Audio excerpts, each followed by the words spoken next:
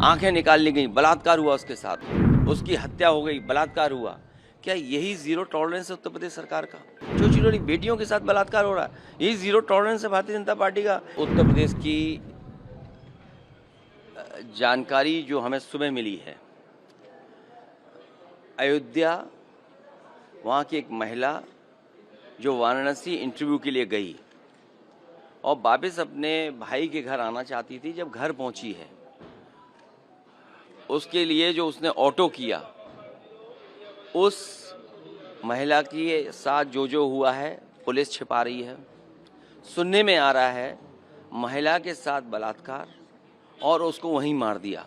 सवाल ये है कि जो लोग जीरो टॉलरेंस की बात कर रहे हैं, अयोध्या की वो महिला वाराणसी में इंटरव्यू के लिए गई, लखनऊ अपने भाई के घर जाना चाहती थी, ऑटो में गई, उस महिला ने पूरी जानकारी दी डायल 100 को, उसके बावजूद भी पुलिस ने कोई कार्रवाई नहीं की, उसकी हत्या हो गई, बलात्कार हुआ।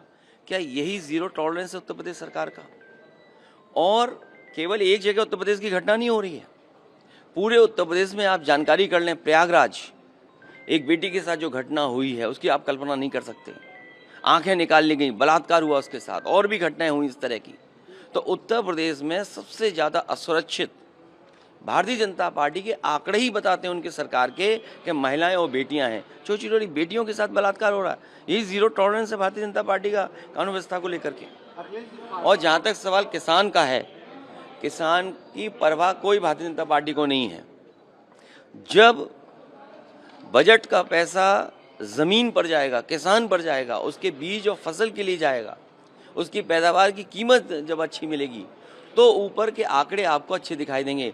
हमें अपनी व्यवस्था ज़मीन से बेहतर करनी है, किसान को खुशहाल बनाना है, लेकिन भारतीय जनता पार्टी ऊपर से अर्थव्यवस्था देखती है, ऊपर के लोगों को खुशहाल बनाती है, बड़े लोगों को संपन्न बनाती है। पूरे के पूरा कारोबार, पूरा का पूरा और जो लाभ देना है बजट का, वो उन्हीं के लिए है। तो जब तक अर्थव्यवस्था हमारी नीचे से ऊपर नहीं बढ़ेगी, तब तक खुशहाली नहीं आएगी। ये लोग वो हैं भारतीय जनता पार्टी के लोग जो ऊपर से नीचे ला रहे हैं, और किसानों के साथ एक जगह नहीं, न जाने कितनी बार अन्याय हो चुका है। कहीं भी देखिए, मैं पूरी जानकारी करूंगा, लेकिन किसान के साथ कहीं भी कोई सरकार अन्याय नहीं करे। उनकी मांगों पर चर्चा हो, उनकी मांग कैसे पूरी हो उनको समझाया जाए। सर, आरएसएस ने नागपुर हिंसे की निंदा की है और कहा है कि औरंगजेब अप्रासंगिक है आज के समय। जो लोग आग लगाते हैं वही पानी डालना चाहते हैं। बीजेपी ये कह रही है कि काशी मथुरा में मंदिर बनाएंगे, वहाँ कोर्ट के फैसले का इंतजार नहीं किया। आप लोग भी क्यों बीजेपी के उसमें, अगर आपको इस चैनल से हटा दिया जाए तो आपको नौकरी कोई चैनल नहीं देगा। सब अपने अपनी नौकरी बचाने के लिए सच को दबा रहे हैं, और जो भारतीय जनता पार्टी चाहती है, जो एजेंडा वो चाहती है, उसको चलाने में आप सब लोग भी सहयोग करते हैं। हमें उम्मीद है कि आप लोग मदद करेंगे, जनता की, इस देश की मदद करेंगे आप।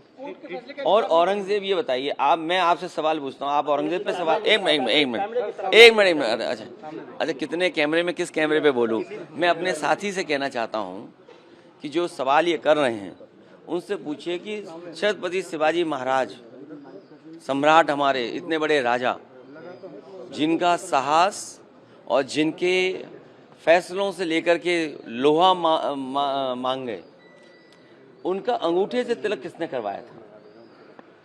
उनका अंगूठे से तिलक किसने करवाया था? मैं आपसे कहता हूँ, मेरे सवाल पूछिए अंगूठे का तिलक का, कि जब वो राजा बने, आप सवाल करिए मुझसे। सर, किसने करवाया? नहीं, आप मुझे सवाल कीजिए, छत्रपति शिवाजी महाराज जी का अंगूठे से तिलक हुआ तो हम बताते हैं। सर, छत्रपति शिवाजी महाराज जी का जो अंगूठे से तिलक हुआ था वो किसने करवाया? ये भारतीय जनता पार्टी से चर्चा नहीं करना चाहती है।